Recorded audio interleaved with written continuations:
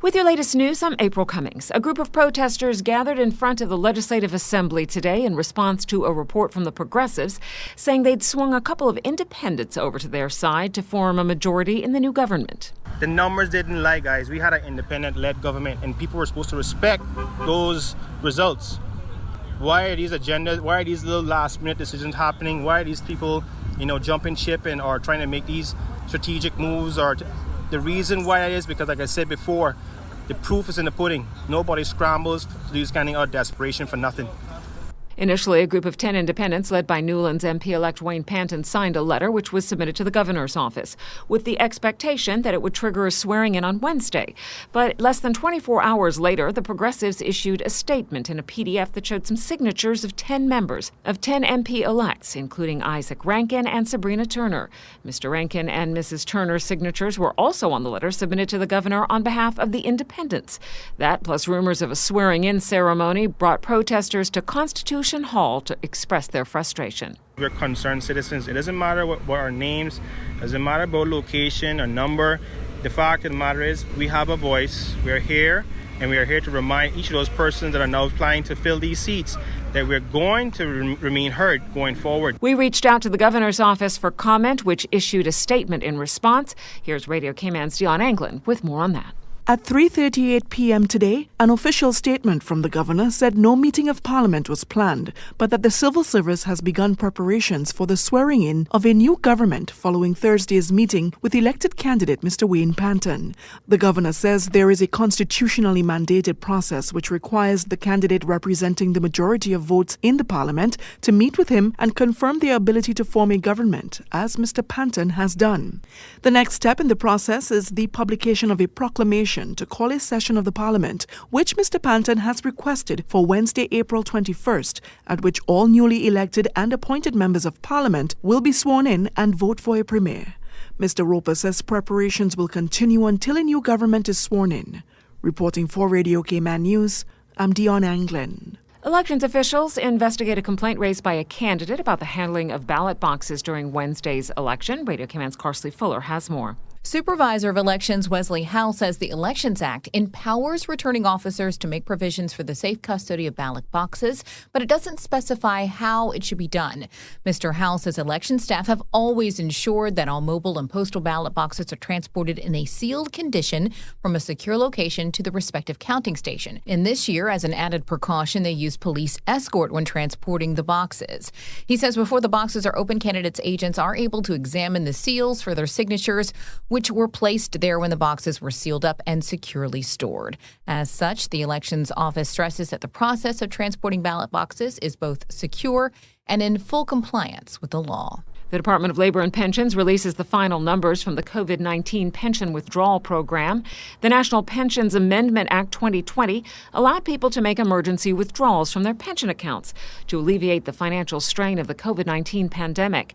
The final number has been confirmed now and stands at CI $489,258,534.65. The DLP says the amount is just over $45.79 million from the initial figures released in late 2020.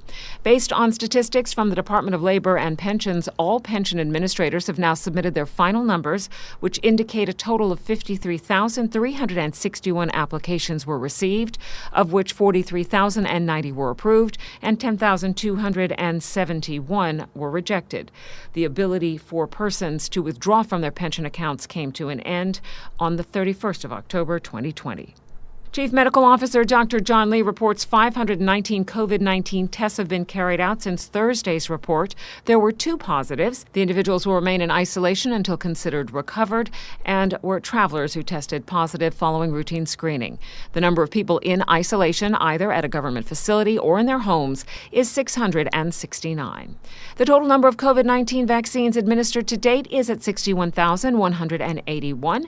So far, 33,808. That's 52% of the estimated population of 65,000 have received at least 1 dose of the Pfizer-BioNTech vaccine, with 42% having now completed the 2-dose course.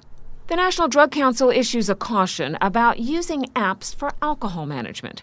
Radio Cayman's Felicia Rankin-Solins explains. Digital technology has made a huge impact on society, with apps available for almost everything imaginable. This includes apps being recommended in the treatment of substance use. Technology therapeutic interventions or digital interventions are often self-managed interventions that an individual seeking treatment would access via a computer or smartphone. Research indicates that DI can be helpful when they are used as a complement to the traditional treatment approaches. However, the National Drug Council warns they are not recommended as standalone treatments.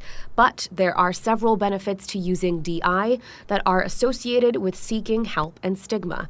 Apps can assist an individual in motivation by counting abstinent days and goal setting, ease of participation in social media group and peer chats for Alcoholics Anonymous, reduces the stigma associated with addiction by affording greater anonymity, allows for access to healthcare providers outside of geological areas using telehealth, e-counseling, e-therapy, Zoom, FaceTime, and WhatsApp. If you or a loved one may be struggling with alcoholism, call NDC at 949-9000 or visit their website at ndc.ky. For Radio Cayman News, I'm Felicia Rankin-Solins. Each April, the National Drug Council joins the global community to highlight Alcohol Awareness Month to increase awareness and understanding about the causes and treatment of alcoholism.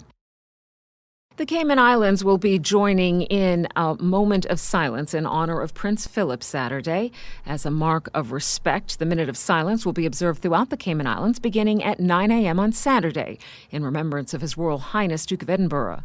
At the same time, a national minute silence will be held in the UK to coincide with the start of the funeral, which will be held at the Canterbury Cathedral, located in Canterbury, Kent, one of the oldest and most famous Christian structures in England. His Royal Highness Prince Philip passed away just a few months shy of his 100th birthday, leaving behind many memorable achievements throughout his life, including the Duke of Edinburgh's Award, which has inspired and impacted generations of young people, including thousands of young Caymanians who have successfully enrolled in the award scheme. He was a co-founder and the first president of the World Wildlife Fund from its foundation in 1961 to 1982. As a distinguished member of the Royal Navy, Prince Philip was in active service during the Second World War, and a lesser-known fact, the Duke also had a distinguished career in polo, which saw him involved in the sport for more than 60 years. That is your latest local news from Radio Cayman's newsroom. I'm April Cummings.